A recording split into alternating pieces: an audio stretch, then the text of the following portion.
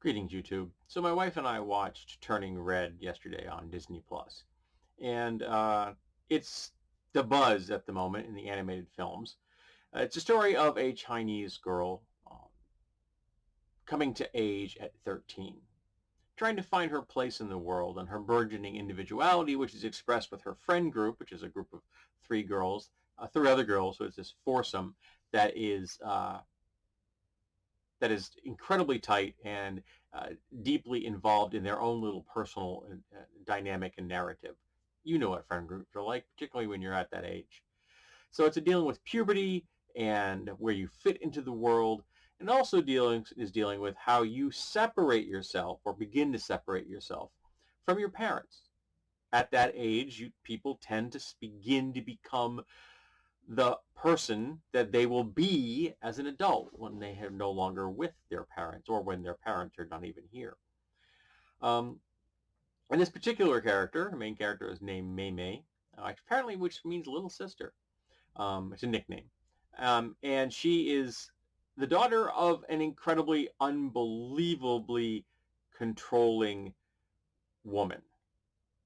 The family has a temple. People come to the temple and they give tours of the temple, I guess. And the temple is important to the family's existence.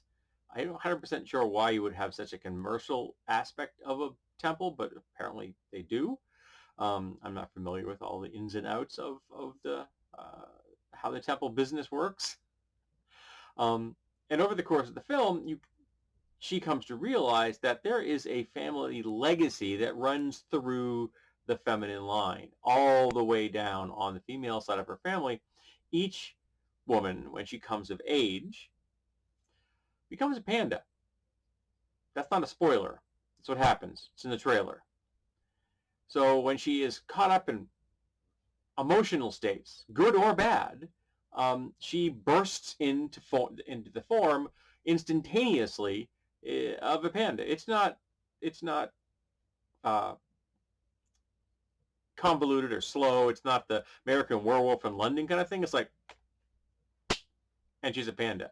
In fact, at one point in the film, she gets good enough, she actually can change parts of her body. So she can have panda ears and a panda tail without having the rest of her panda, which I thought was kind of interesting. Um, but that is something she is not supposed to show the public. The world is not supposed to know that she has this lineage.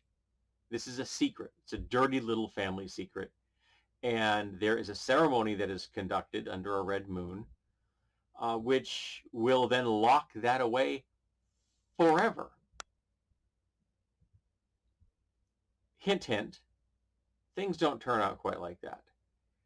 And we begin to see just how monstrously controlling her mother is. And again, we find out why. And this is a lovely tale of generational abuse. Because while the form of the panda may be their spiritual legacy, the controlling that is applied to these girls so that will not be the panda is abusive. Flat out. The level of control that these mothers, in particular Mei Mei's mother in this film, are exerting upon their children and had that control exerted upon them when they were children is abuse. And within 30 seconds of her mother's character really beginning to express how incredibly, unbelievably controlling she is, I was enraged.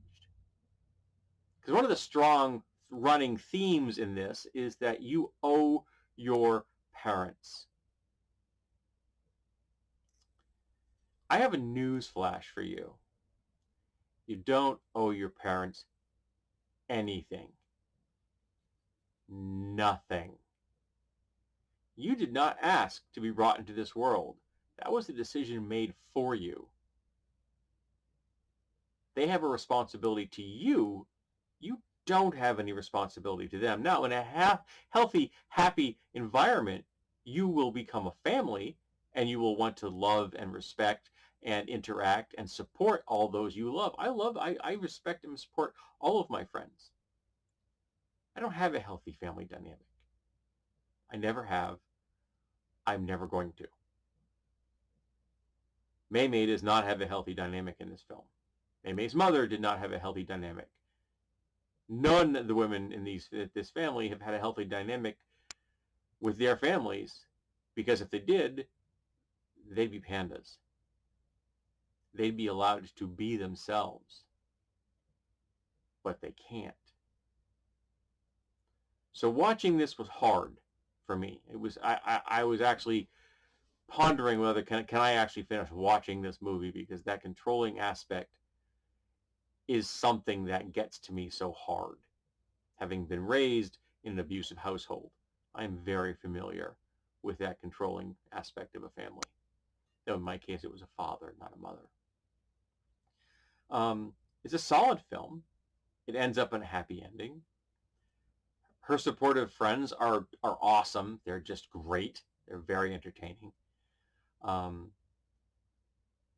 So I have to recommend the film without reservation. But be aware that it is a representation of generational abuse. And even though they don't address that directly, it's still there. They do take on some things. For example, it's the first animated film from Pixar that actually talks about menstruation. Menstruation only affects half of all the human species, but yeah. And it's a subject that freaks out a lot of men. If you're freaked out by menstruation, go see a therapist. So like I said, I recommend Turning Red. I think you'll enjoy yourself. But if you have an issue with super controlling parents, be aware that that's in this film to a painful level. So I'm just giving you a fair forewarning about that.